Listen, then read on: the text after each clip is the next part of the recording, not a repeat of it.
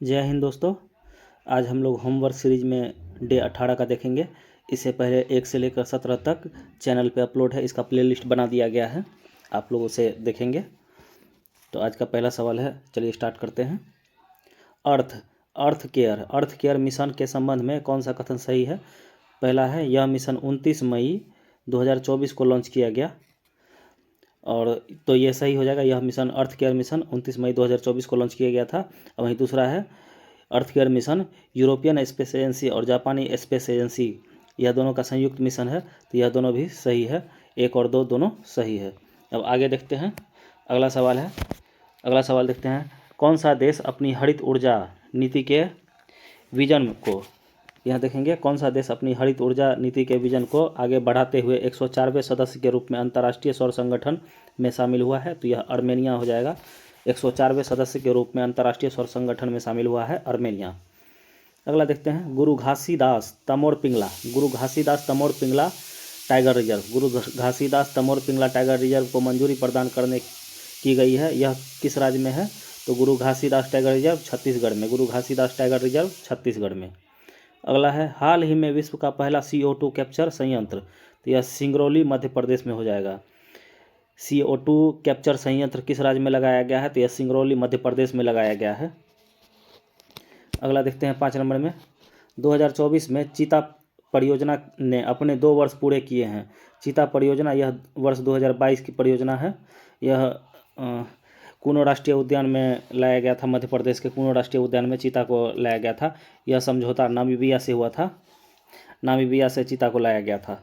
अब आगे देखते हैं, हाल ही में फ्लैक्स फ्लड की घटना किस यूरोपीय देश की में घटित हुई? तो यह स्पेन की है। फ्लैक्स फ्लड, 3 ओर से बाढ़ आया था यूरोपीय स्पेन में, 3 तरफ से बाढ़, 3 ओर से अचानक से बाढ़ आ गया था, तो उसी को फ्लैक्स फ्लड की घटना कहा गया है, स्पेन में घटित हुआ था। आगे देखते हैं, विश्व पुस्तक मेला 2024 का आयोजन, तो यह नई दिल्ली में, विश्व पुस्तक मेला 2024 नई दिल्ली में।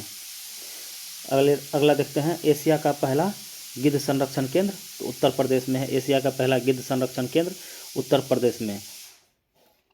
अब आगे देखते हैं, यह डे 18 का है। अगला 9 नंबर का सवाल देखते हैं।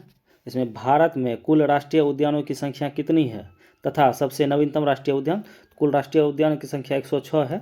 भारत में कुल राष्ट्रीय उद्यान 106 है, और 106वां राष्ट्रीय उद्यान नवीनतम रायमोना नेशनल पार्क है। रायमोना 106वां नेशनल पार्क रायमोना है। अब आगे देखते हैं, हाल ही में भारत की स्वदेश निर्मित दूसरी पनडुब्बी का अनावरण किया गया, वह, तो पहला अरिहंत हो जाएगा, पहला अरिहंत, और वहीं दूसरा हो जाएगा अरिघात। पहला अरिहंत और दूसरा अरिघात। भारत का नवीनतम 58वां टाइगर रिजर्व किसे घोषित किया गया है तथा उसकी अवस्थिति? 58वां टाइगर रिजर्व माधव है। माधव टाइगर रिजर्व है 58वां टाइगर रिजर्व, माधव मध्य प्रदेश में। माधव टाइगर रिजर्व 58वां मध्य प्रदेश में। आगे देखते हैं 12 नंबर में, राजभाषा का उल्लेख संविधान के किस भाग में तथा इसका विस्तार संविधान के किस अनुच्छेद में है? तो यह भाग 17 में है। राजभाषा का उल्लेख भाग 17 में, और अनुच्छेद 343A में इसे रखा गया है। इसका विस्तार अनुच्छेद 343A में है। आगे देखते हैं, जलियांवाला बाग हत्याकांड के कारण किसने वायसराय की कार्यकारिणी परिषद से इस्तीफा दे दिया था? तो यह शंकर नायर हो जाएगा। वायसराय की कार्यकारिणी सदस्य पद से इस्तीफा दिया था शंकर नायर ने, जलियांवाला बाग हत्याकांड के कारण। अब आगे देखते हैं 14 नंबर में, कौन सी समुद्री हवाएं समुद्र से स्थल की ओर प्रवाहित होती है और संपूर्ण भारत में प्रचुर मात्रा में वर्षा करती है? तो यह दक्षिण पश्चिम विक्षोभ हो जाएगा। समुद्री हवाएं दक्षिण पश्चिम विक्षोभ हो जाएगा। इसको स्थली समीर भी कहा जाता है। अब आगे 15 नंबर में देखते हैं, वायसराय लॉर्ड माउंटबेटन ने भारत के विभाजन की योजना, तो यह 3 जून 1947 को, माउंटबेटन के द्वारा भारत विभाजन की योजना 3 जून 1947 को। अब आगे देखते हैं, सरल लोलक किस प्रकार की गति पाई जाती है सरल लोलक में? तो सरल लोलक में सरल आवर्त गति पाई जाती है। सरल लोलक में सरल आवर्त गति पाई जाती है। अगला है, वैज्ञानिकों ने जीन परिवर्तन करके विटामिन A की कमी को दूर करने वाले चावल का विकास किया है। इस चावल का नाम? तो यह गोल्डन राइस हो जाएगा। गोल्डन राइस में विटामिन A की प्रचुर मात्रा होती है। अब आगे देखते हैं 18 नंबर में, आंतरिक अशांति के आधार पर आपातकाल 1975 के समय भारत के प्रधानमंत्री राष्ट्रपति, तो भारत के प्रधानमंत्री इंदिरा गांधी, उस समय भारत के प्रधानमंत्री 1975 में आपातकाल के दौरान इंदिरा गांधी और राष्ट्रपति थे फ़खरुद्दीन अहमद। राष्ट्रपति फ़खरुद्दीन अहमद और प्रधानमंत्री इंदिरा गांधी। अगला देखते हैं पश्चिमी घाट श्रेणी और पूर्वी घाट श्रेणी पश्चिमी घाट श्रेणी और पूर्वी घाट श्रेणी दक्षिण भारत के किस पर्वत पर आपस में मिलती है? तो यह नीलगिरी हो जाएगा। पश्चिमी घाट श्रेणी, पूर्वी घाट श्रेणी दक्षिण भारत में नीलगिरी पर्वत श्रेणी में मिलती है आपस में। आगे 20 नंबर में देखेंगे भारत में जैव विविधता के कितने हॉटस्पॉट हैं तथा सर्वाधिक जैव विविधता किस क्षेत्र में? तो भारत में जैव विविधता के 4 हॉटस्पॉट है। सर्वाधिक जैव विविधता पश्चिमी घाट में, सर्वाधिक जैव विविधता पश्चिमी घाट में। वहीं विश्व में देखेंगे तो अमेजन वर्षावन हो जाएगा सर्वाधिक जैव विविधता। 21 नंबर में देखते हैं भारतीय संविधान के किस अनुच्छेद में प्रत्येक व्यक्ति को अपने धार्मिक विश्वास और सिद्धांतों के प्रचार का अधिकार है? तो यह अनुच्छेद 25 हो जाएगा, अपने धार्मिक स्वतंत्रता अनुच्छेद 25 में। सर्वोच्च न्यायालय के किस वाद में कहा गया कि मूल अधिकार नीति निर्देशक तत्व आपस में टकराते हैं तो सबसे अधिक प्रभावी मूल अधिकार होगा? तो यह चंपक तोरोजी मामला है, चंपक तोरोजी मामला है। 22 का देखेंगे चंपक दोराई, सॉरी यहाँ गलती हो गया है टाइपिंग, चंपक दोराई राजन हो जाएगा, चंपक दोराई राजन मामला हो जाएगा। याद रखेंगे इसका चंपक दोराई, इसको 2 मान लेंगे। चंपक दोराई राजन मामला 1951। इसमें कहा गया कि मूल अधिकार और नीति निर्देशक तत्व आपस में टकराते हैं तो सबसे अधिक प्रभावी मूल अधिकार होगा। अगला देखते हैं मेघालय पठार की उत्पत्ति और संरचना की दृष्टि से किस पठार का उत्तर पूर्व में विस्तार है? तो यह शिलोंग या मेघालय का पठार हो जाएगा। उत्तर पूर्व में शिलोंग या मेघालय पठार का विस्तार है। ऑप्टिकल फाइबर प्रकाश के किस सिद्धांत पर? तो यह पूर्ण आंतरिक परावर्तन के सिद्धांत पर। ऑप्टिकल फाइबर प्रकाश के पूर्ण आंतरिक परावर्तन के सिद्धांत पर कार्य करती है। धन विधेयक के संबंध में विशेष प्रावधान का उल्लेख संविधान के 109 में है। धन विधेयक के संबंध में संविधान का विशेष प्रावधान 109 में है। वहीं धन विधेयक की चर्चा अनुच्छेद 110 में किया गया है और विशेष प्रावधान अनुच्छेद 109 में। आगे देखते हैं 26 नंबर में प्रांतों से द्वैध शासन व्यवस्था को हटाकर केंद्र में द्वैध शासन को लगाया गया। यह संशोधन किस अधिनियम के द्वारा? तो यह 1935 के भारत शासन अधिनियम 1935 के द्वारा लगाया गया था। केंद्रों में द्वैध शासन को, प्रांतों में द्वैध शासन की व्यवस्था 1919 में और केंद्र में द्वैध शासन 1935। सूखे फलों में पाए जाने वाली शर्करा, तो यह माल्टोज हो जाएगा। सूखे फलों में पाए जाने वाली शर्करा माल्टोज है। आगे है निर्वात में प्रकाश की चाल, तो 3 × 10⁸ मीटर प्रति सेकंड, 3 × 10⁸ मीटर प्रति सेकंड हो जाएगा। निर्वात में प्रकाश की चाल 3 × 10⁸ मीटर प्रति सेकंड। अब आगे है विद्युत चुंबकीय तरंग में सर्वाधिक भेदन क्षमता, तो यह हो जाएगा गामा किरण की सर्वाधिक भेदन क्षमता। विद्युत चुंबकीय तरंग में सर्वाधिक भेदन क्षमता गामा किरण की। आगे है संविधान संशोधन की प्रक्रिया किस देश के संविधान से स्वीकार किया गया तथा इसका उल्लेख संविधान के किस भाग में? तो यह भाग 20 में है और संविधान संशोधन की प्रक्रिया दक्षिण अफ्रीका से लिया गया है। भाग 20 में अनुच्छेद 368 संविधान संशोधन के लिए अनुच्छेद 368 है और भाग 20 में इसको प्रभावित किया गया है। अगला है भारत में कौन सी नदियाँ भ्रंश घाटी से होकर बहती है? भारत में कौन सी नदियाँ भ्रंश घाटी से होकर बहती है? तो ये 3 नदी हो जाएगा, नर्मदा, ताप्ती और दामोदर। नर्मदा, ताप्ती और दामोदर ये तीनों नदियाँ भ्रंश घाटी से होकर बहती हैं। अगला देखते हैं 32 नंबर में सर्वप्रथम किसने स्पष्ट किया कि प्रकाश सूक्ष्म कणों के बने होते हैं और सीधे रेखा में गमन करते हैं? यह न्यूटन ने किया था। किस संशोधन में नीति निर्देशक तत्व पर मौलिक अधिकारों को वरीयता दी गई है? तो यह 42वां संविधान संशोधन 1976। 42वां संविधान संशोधन 1976 में नीति निर्देशक तत्व पर मौलिक अधिकारों को वरीयता दी गई है। आगे देखते हैं 34 में पुरुष और स्त्री सभी नागरिकों को समान रूप से जीविका के पर्याप्त साधन प्राप्त करने का अधिकार किस अनुच्छेद में है? तो यह अनुच्छेद 39 में हो जाएगा। अनुच्छेद 39 में समान काम के लिए समान वेतन का प्रावधान किया गया है। अब आगे देखते हैं 35 नंबर में राज्य के नीति निर्देशक सिद्धांत के संदर्भ में निम्नलिखित कथन पर कौन सा सत्य है? इसमें सत्य कथन को देखना है। तो भारतीय संविधान के अनुच्छेद 40 संगठित ग्राम पंचायत को डीपीएसपी में समाजवादी सिद्धांतों के रूप में वर्गीकृत किया गया है, ये गलत हो जाएगा। और संविधान के अनुच्छेद 43A श्रमिकों की भागीदारी को डीपीएसपी में गांधीवादी सिद्धांत के रूप में, ये दोनों गलत है, इसमें से कोई भी सही नहीं है, दोनों गलत है। इसका राइट आंसर हो जाएगा दोनों, 1 और 2 दोनों गलत है। 36 में आइए देखते हैं, 36 नंबर में, 36 में है भारत के संविधान के किस भाग में अंतर्राष्ट्रीय शांति और सुरक्षा हेतु राज्य को दायित्व सौंपा गया? तो यह भाग 4 डीपीएसपी हो जाएगा, राज्य के नीति निर्देशक तत्व में। राज्य के नीति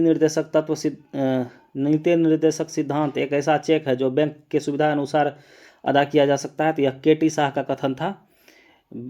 राज्य के नीति निर्देशक तत्व को पोस्ट डेटेड चेक की संज्ञा केटी शाह ने दिया था।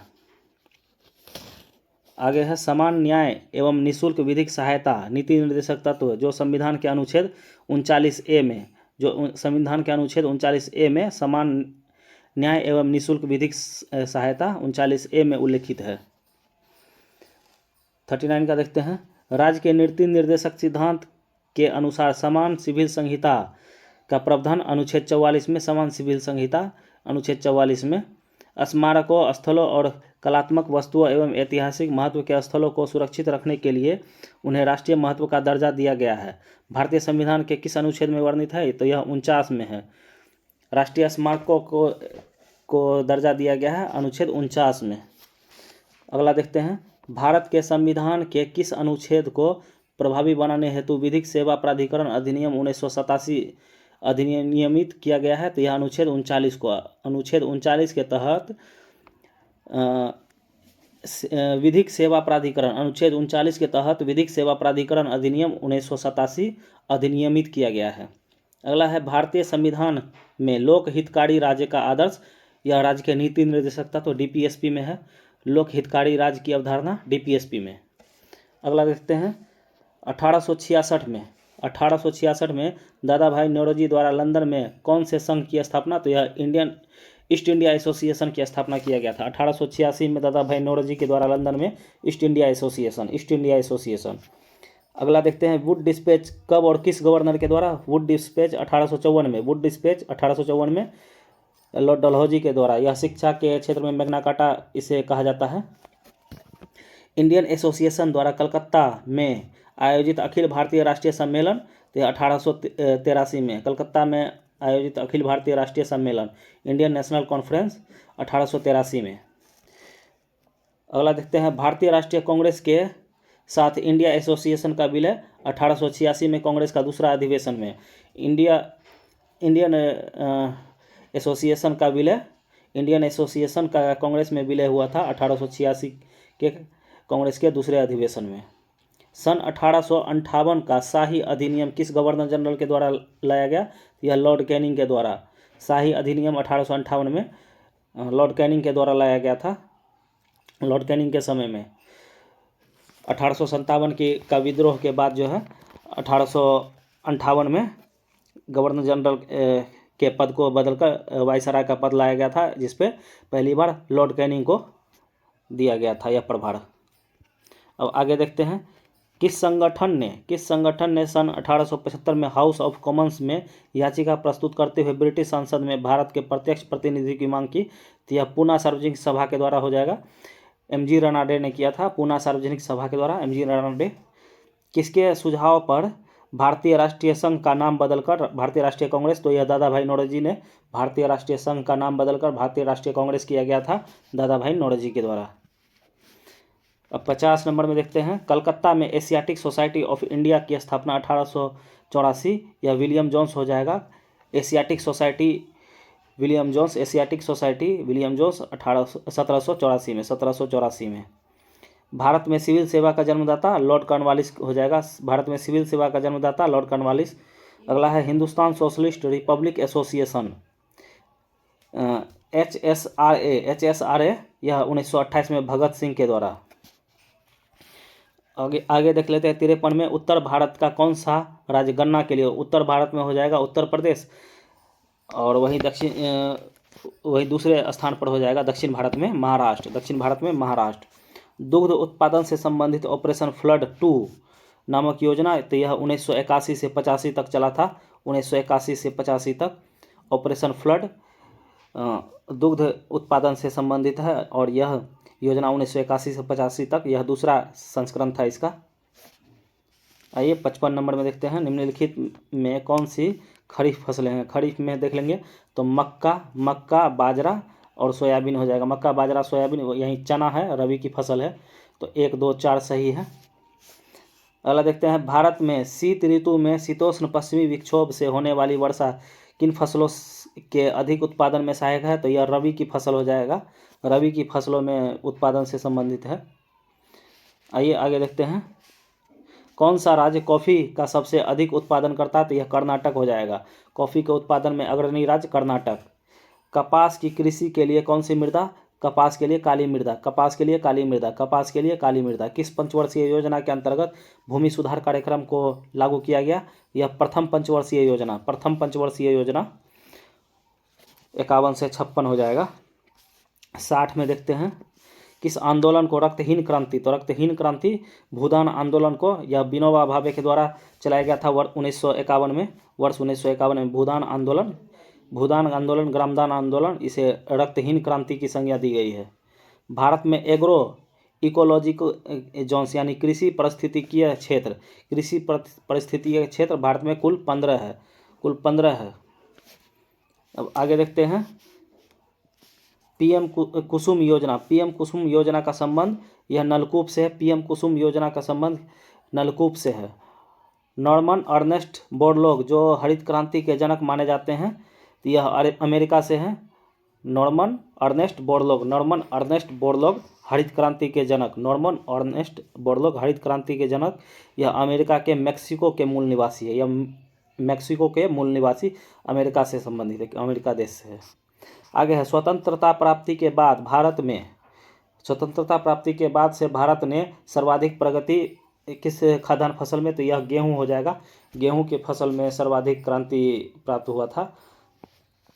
अब आगे देखते हैं, महाराष्ट्र में कौन सी एक फसल श्वेत स्वर्ण के नाम से, तो यह कपास हो जाएगा। कपास के रेशा को गोल्डन फाइबर के नाम से जाना जाता है। भारत के राज्यों में कौन सा राज्य चावल का सर्वाधिक उत्पादन प्रति हेक्टेयर, तो प्रति हेक्टेयर सर्वाधिक उत्पादन में पश्चिम बंगाल, और वहीं दूसरा में पंजाब हो जाएगा। प्रति हेक्टेयर में हो जाएगा पंजाब, प्रति हेक्टेयर के हिसाब से पंजाब हो जाएगा, जबकि चावल के उत्पादन में पश्चिम बंगाल। प्रति हेक्टेयर में पंजाब हो जाएगा, पंजाब प्रति हेक्टेयर उत्पादन में। आगे देखते हैं, 18वीं लोकसभा चुनाव कितने सीटों पर आयोजित किए गए और चुनाव की गणना कुल कितने सीटों पर हुई, तो यह चुनाव का आयोजन कुल 543 सीट पर हुआ था। 543 सीट पर चुनाव हुआ था, जिसमें एक सीट निर्विरोध चुनाव प्रारंभ होने से पहले ही घोषित हो गया था। यह गुजरात सीट हो जाएगा। गुजरात के सूरत से मुकेश दलाल का सीट था, तो वहीं मतगणना 542 पे हुआ था। इसमें से टोटल 545 सीट पे चुनाव होता है, जिसमें कि 2 एंग्लो इंडियन का सीट था जिसे राष्ट्रपति के द्वारा चुना जाता है, उसे समाप्त कर दिया गया, और टोटल 543 सीट पर चुनाव हुआ था 18वीं लोकसभा में, और गिनती 542 सीट पर हुआ। आगे देखते हैं, 18वीं लोकसभा चुनाव में एनडीए और इंडिया दो बड़े दलों ने भाग लिया। क्रमशः इनके सीट, तो एनडीए को 293 और इंडिया को 241। एनडीए में बीजेपी को सर्वाधिक, बीजेपी को 240 सीट मिला, और वहीं कांग्रेस को, इंडिया का सबसे बड़ा पार्टी कांग्रेस है, कांग्रेस को 99 सीट मिला। अब आगे देखते हैं, 69 नंबर में 18वीं लोकसभा चुनाव की घोषणा कब, तो यह 16 मार्च को 18वीं लोकसभा के चुनाव की घोषणा 16 मार्च को हुआ था। 18वीं लोकसभा चुनाव की घोषणा 16 मार्च को, और 19 अप्रैल से चुनाव का आयोजन किया गया था। 18वीं लोकसभा चुनाव में किस दल को बहुमत प्राप्त हुआ, तो यह एनडीए को हुआ था। 293 सीटों के साथ बहुमत प्राप्त हुआ था एनडीए गठबंधन को। आगे है, 18वीं लोकसभा चुनाव में अंडमान निकोबार की कौन सी जनजाति ने पहली बार भाग लिया, तो यह सेम्पेन जनजाति हो जाएगा। सेम्पेन, अंडमान निकोबार की सेम्पेन जनजाति ने 18वीं लोकसभा चुनाव में पहली बार भाग लिया। अब आगे देखते हैं, 72 नंबर में वर्तमान में भारत के चुनाव आयोग द्वारा मान्यता प्राप्त राष्ट्रीय दल, तो यह 6 हो जाएगा। भारतीय चुनाव आयोग के द्वारा मान्यता प्राप्त राष्ट्रीय दलों की संख्या भारत में 6 है। 18वीं लोकसभा चुनाव में किस लोकसभा सीट को निर्विरोध, तो यह सूरत सीट हो जाएगा। सूरत सीट मुकेश दलाल, सूरत सीट मुकेश दलाल यह निर्विरोध चुने गए थे। 74 का देखते हैं। 18वीं लोकसभा चुनाव में आरजेडी तथा जेडीयू और लोक जनशक्ति पार्टी को क्रमशः कितनी सीटें, तो वहीं आरजेडी को 4 सीट, आरजेडी को 4, जेडीयू को नीतीश कुमार की पार्टी को 12, आरजेडी को 4 और जेडीयू को 12 और लोजपा रामविलास को 5। आगे है चुनाव आयोग की स्थापना कब की गई तथा इसके वर्तमान चुनाव आयुक्त, तो वर्तमान चुनाव आयुक्त ज्ञानेश कुमार है। वर्तमान चुनाव आयुक्त ज्ञानेश कुमार और इसकी स्थापना 1950 में किया गया था। 1950 में यह ज्ञानेश कुमार 26वें नंबर के चुनाव आयुक्त है, 26वें क्रम के है, 26वें क्रम के हो जाएगा, 26वें क्रम के चुनाव आयुक्त है। तो इसके साथ ही आज का टोटल 75 सवाल करवा दिया गया। यह 18 का था। तो आशा करता हूँ इसे आप लोग 1-2 बार देखेंगे और चैनल को सब्सक्राइब करेंगे ताकि आने वाला हर वीडियो आप तक पहुँच सके। धन्यवाद।